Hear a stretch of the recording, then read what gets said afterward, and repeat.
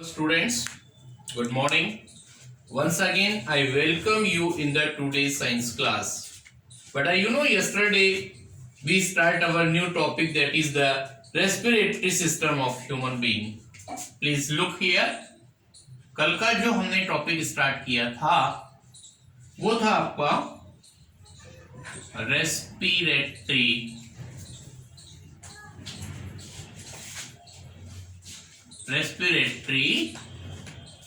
system of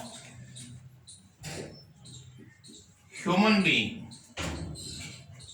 This is our new topic. अब इसके अंदर ध्यान से सुनना और समझना बात को। हमने कल जो बताया था, organs of respiratory system are organs of respiratory system are, उसमें कुछ नेम हमने डाले थे। फर्स्ट नंबर बात कर रहे हैं अपन अबाउट द नेजल कैविटी। तो हमने आपको बहुत सारे नेम्स बताए थे, नेजल कैविटी, ट्रेकिया, ब्रोंकाई और लंग्स। उनमें से हम फर्स्ट नंबर टॉपिक पर डिस्कस कर रहे हैं, that is about the nasal cavity. You know our one sense organ, that is the nose. उस नोज के अंदर 2 नेजल कैविटीज होती हैं और उसी से एयर अपने नोस्ट्रिल के अंदर एंटर होती है। प्लीज रिमेंबर, सो प्लीज यहां पर ये नोट करके रखना, air enter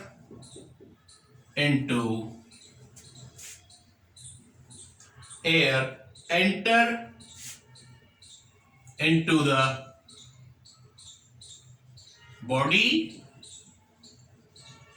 through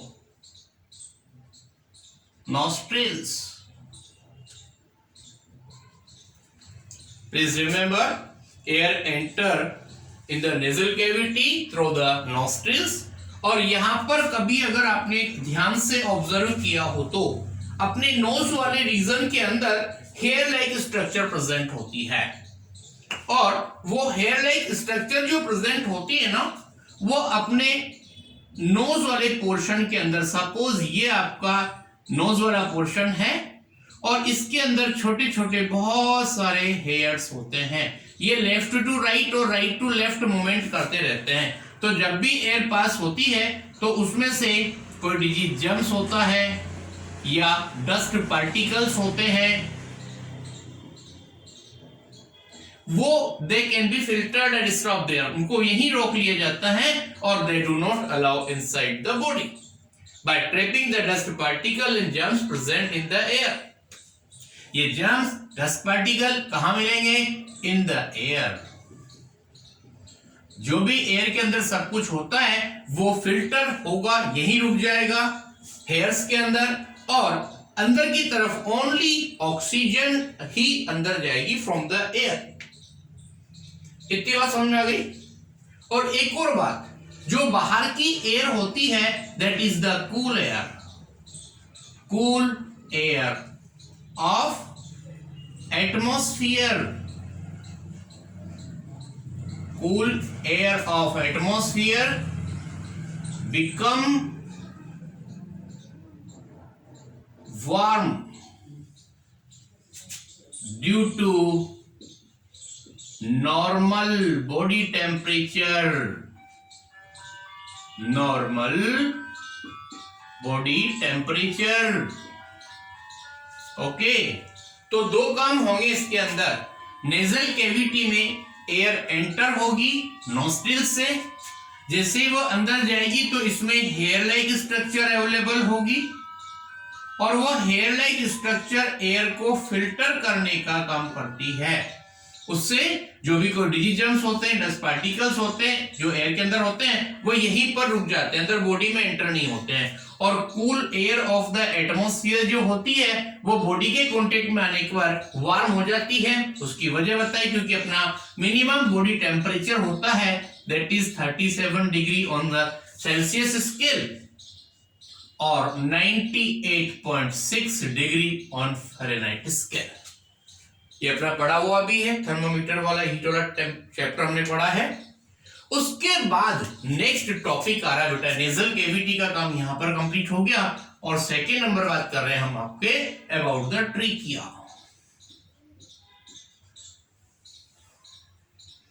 trachea, it's other name that is the wind pipe. Please remember, wind pipe और ट्रेकिया क्या होता है, सुनिए। It is a tube like structure that allow air to enter into the lungs. मतलब कि अपना mouth से लेकर लंग्स के बीच का जो स्ट्रक्चर होता है, it is tube like structure. Tube like structure between mouth and lungs.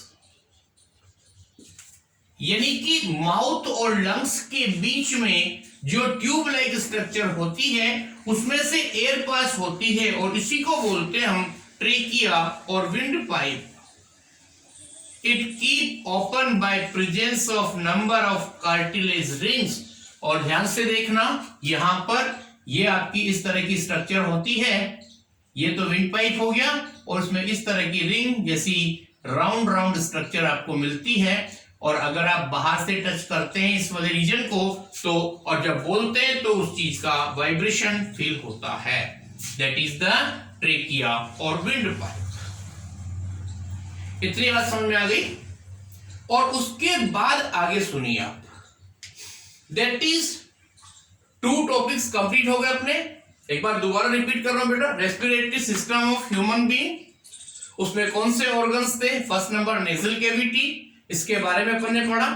Air enter into the body through the nostril, और वहां पर हेयर प्रेजेंट होते हैं जो एयर को फिल्टर करने का काम करते हैं। जो भी जर्म्स और डस्ट पार्टिकल्स होते हैं एयर के अंदर, उनको यहीं पर रोकने का काम करते हैं कौन, hairs present in the nostril और नोज।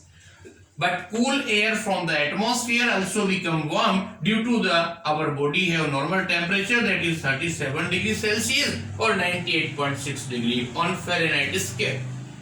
सेकेंड पॉइंट की बात करेंगे, ट्रेकिया जिसको हम विंड पाइप बोलते हैं, ये ट्यूब लाइक स्ट्रक्चर होती है, वो अपने माउथ से लेकर लंग्स के बीच में इस तरह की स्ट्रक्चर होगी। उसमें रिंग शेप कार्टिलेजियस बोन्स होती हैं, that is the cartilaginous rings होती हैं, और उसमें से अपने रेस्पिरेटरी सिस्टम का जो नेजल कैविटी है वहां से एयर ट्रेकिया से पास होती हुई और लंग्स में पहुंच जाती है।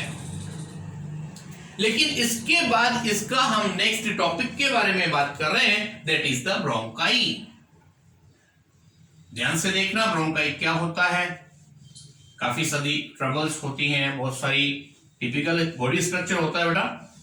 और इसमें फर्स्ट बात यहां पे शुरू कर रहे हैं हम, that is about the third point, bronchi.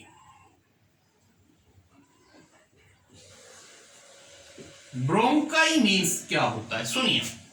Trachea branches into 2 tubes which are called bronchi, singular bronchus, and bronchi enter into the lungs. अब मेरी बात सुनना, अगर आपने कभी स्ट्रक्चर देखा हो तो ये आपका विंड पाइप का स्ट्रक्चर होता है।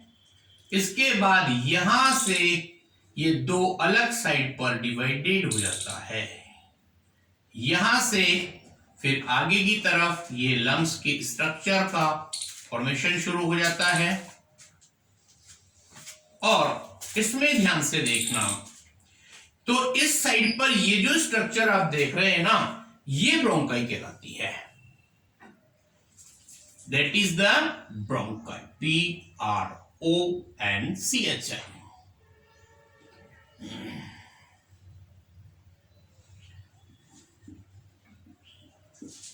ओके, लेकिन इसकी जो bronchi is a what, plural term, and bronchus is the singular term. Singular term, that is bronchus. That is the bronchus. Or plural term, that is the bronchi. Plural, that is name. What, sir? Bronchi. Okay. Now try to understand. और ये आगे चल करके एक के बाद एक दूसरे से डिवाइड होती जाती हैं स्मॉल स्मॉल स्ट्रक्चर्स के अंदर, और ये इस तरह से लंग्स की बॉडी का फॉर्मेशन करते जाते हैं यहां पर। ओके, तो यहां पर ये बात रही। और अब थर्ड पॉइंट की बात कर रहे हैं, सॉरी लास्ट पॉइंट होगा, that is the D point, that is about the lungs. What is the structure of lungs in the respiratory system?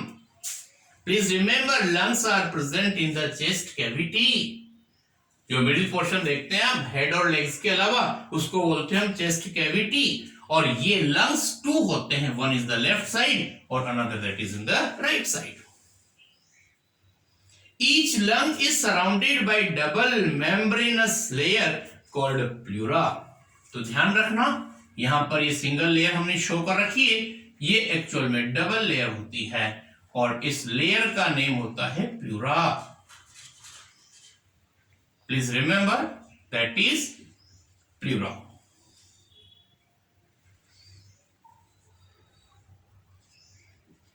Okay, now next one, that is the, और each bronchus branches into the smaller tubes called bronchioles.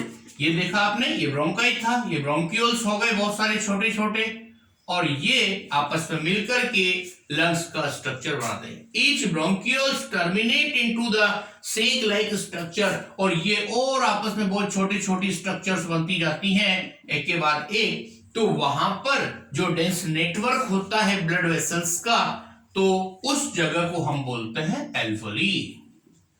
That is alveoli. और यही वो जगह होती है जहां पर बाहर की तरफ से ऑक्सीजन एंटर होती है, यहां से ये ऑक्सीजन इधर जाएगी और यहां से वापस से CO2 बाहर की तरफ निकलती हुई दिखाई देगी आपको। That can be identified, that can be seen.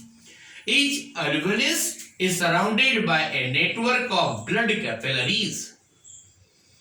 Okay, this is enough for today. Okay, thank you very much. Now we will study now next time in the next video. Thank you very much.